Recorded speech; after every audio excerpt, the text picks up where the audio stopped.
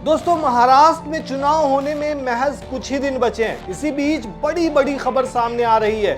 एक तरफ एमवीए की शिकायत के बाद ईसी ने बड़ा एक्शन लेते हुए महाराष्ट्र की डीजीपी रश्मि शुक्ला को पद से हटा दिया है, तो वहीं शरद गुट के एनसीपी नेता जितेंद्र आव्हाड ने बड़ा दावा कर दिया है। उन्होंने कहा है कि महाराष्ट्र में महाविकास आघाड़ी की सरकार बनने पर केंद्र की एनडीए सरकार से जेडीयू खेमे से नीतीश कुमार और टीडीपी से एन चंद्रबाबू नायडू अपना समर्थन वापस ले लेंगे, यानी कि केंद्र की सरकार गिर जाएगी। यानी एमवीए की सरकार बनी तो एनडीए पर गिरेगी गाज।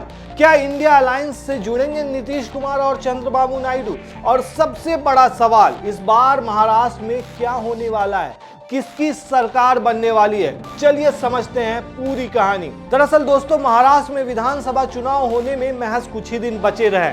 ऐसे में सभी राजनीतिक दल जोरों शोर से चुनाव प्रचार में जुटे हुए हैं। लेकिन इसी बीच कांग्रेस और दूसरे दलों की शिकायतों पर चुनाव आयोग ने महाराष्ट्र की डीजीपी रश्मि शुक्ला पर बड़ा एक्शन लिया है। आयोग ने कार्रवाई करते हुए रश्मि को तत्काल प्रभाव से पद से हटा दिया है और उसका ट्रांसफर करने का भी आदेश दे दिया है। साथ ही मुख्य सचिव को निर्देश दिया है कि वे कैडर में अगले सबसे वरिष्ठ आईपीएस अधिकारी को उनका कार्यभार सौंपे। लेकिन दोस्तों, अगर देखा जाए जिस तरीके से कार्रवाई हुई है, सेम कार्रवाई झारखंड में भी होनी चाहिए या नहीं होनी चाहिए? जिस तरीके से झारखंड के अंदर आसाम के मुख्यमंत्री अपना भाषण दे रहे हैं, नाम लेकर अंसारी या फिर जो भी चीजें दे रहे हैं, उस पर कार्रवाई के लिए सोशल मीडिया पर भी लोग उठा रहे हैं और इसी से मांग कर रहे हैं कि इस मामले पर भी कार्रवाई की जाए। दरअसल सीईओ राजीव कुमार ने पहले समीक्षा बैठकों और राज्य में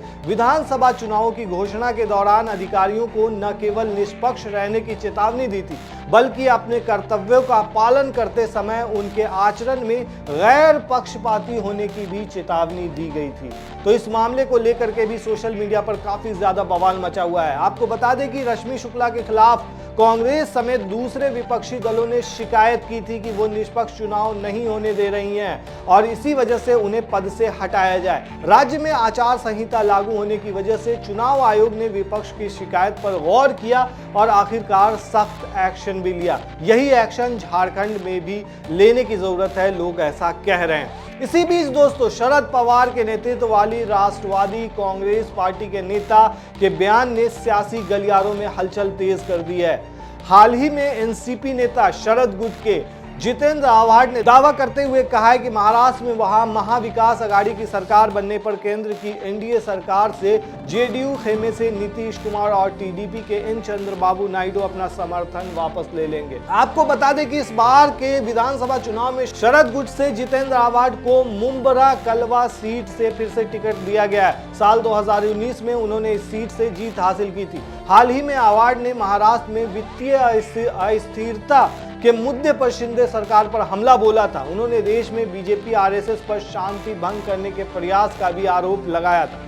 लेकिन अभी जो आरोप लगा है दोस्तों, इसमें क्या सच्चाई है और कितनी सच्चाई है ये तो वक्त ही बताएगा। लेकिन अगर ऐसा होता है तो महाराष्ट्र के चुनाव के साथ बड़ा उलटफेर हो सकता है और केंद्र की सरकार अगर गिरती है तो ये बड़ा उलटफेर माना जा सकता है दोस्तों।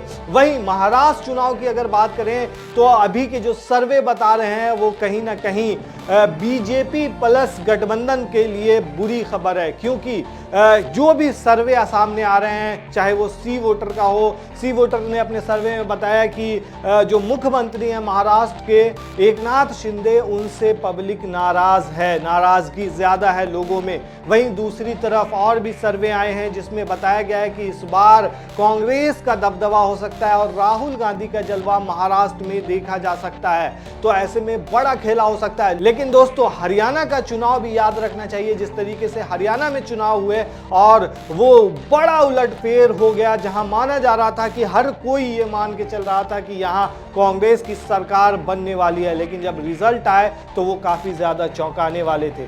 तो ऐसे में दोस्तों, आपको क्या लगता है कि इस बार महाराष्ट्र की सरकार बदलने जा रही है या फिर शिंदे ही होंगे मुख्यमंत्री महाराष्ट्र के? आपको क्या लगता है दोस्तों, हमें कमेंट में जरूर बताएं।